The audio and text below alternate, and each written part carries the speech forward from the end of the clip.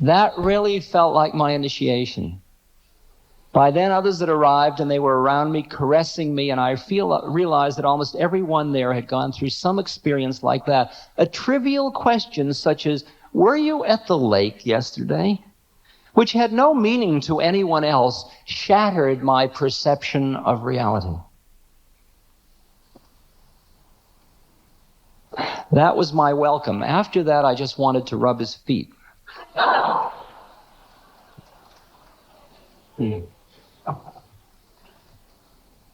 You can see that miracles are really related to doubt, which is one of the parts of the human condition, to breaking through doubt. And everybody will let go of their doubts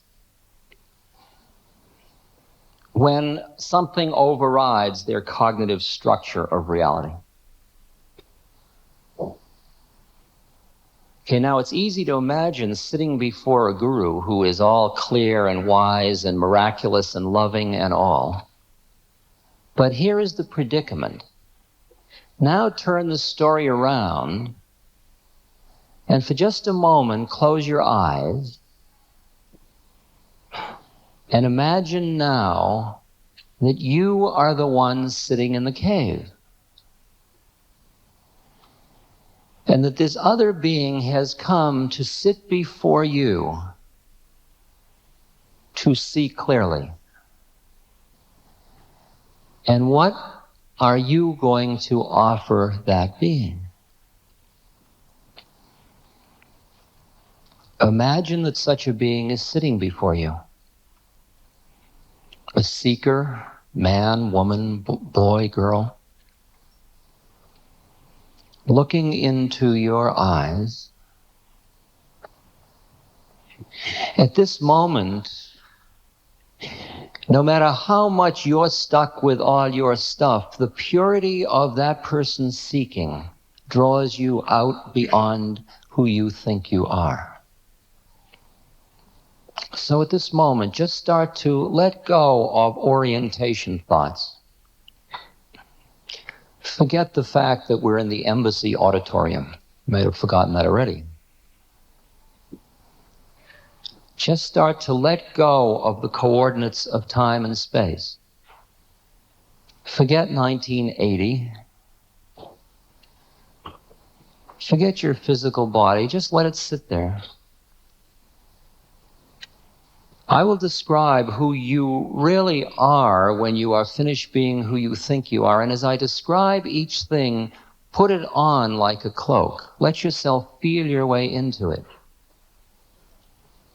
You are a being of equanimity, quietness, presence. If you feel agitated, just take a deep breath and breathe it out through the middle of your chest and just let all the tension go, and then become peaceful.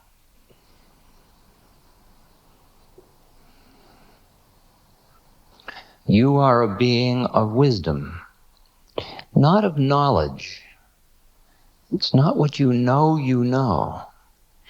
It is that you are quiet enough so that in the way that rivers and trees and rocks and the moon are all statements of the wisdom of the universe, so your actions, your heart, your mind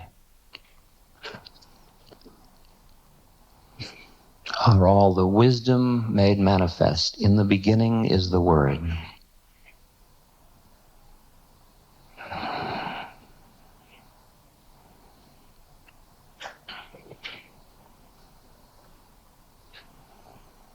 See all of the storyline of your past and future as just a storyline, not my storyline, another storyline, very much like a jacket or a sweater that one might put on and take off.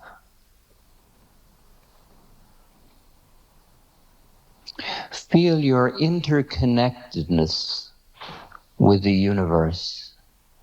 Experience the sounds in the auditorium, the sounds of the city outside, all of the physical plane stuff as all within you just start to expand outward, become more and more vast.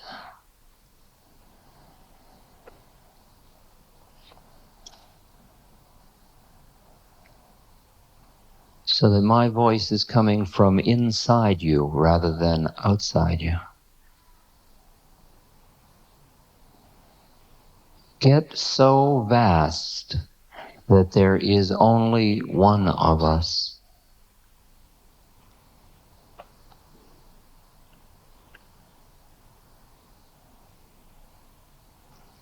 And as you, as the ancient one, look within yourself and see the law unfolding, the natural laws of the universe, the play, the dance.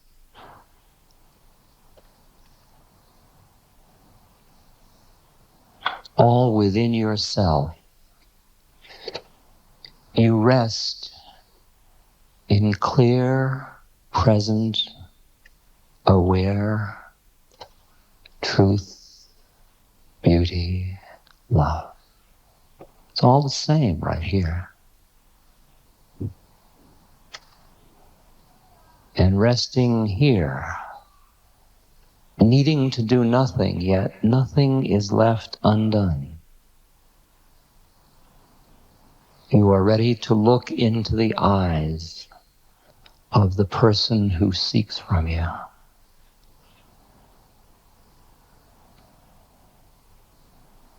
For each of our eyes is the window to the soul, and the soul is the doorway to the one, and the one is the entrance to that which is beyond the beyond.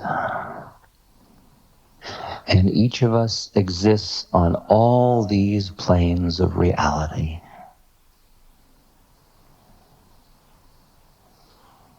There is only one of us, and there are many of us.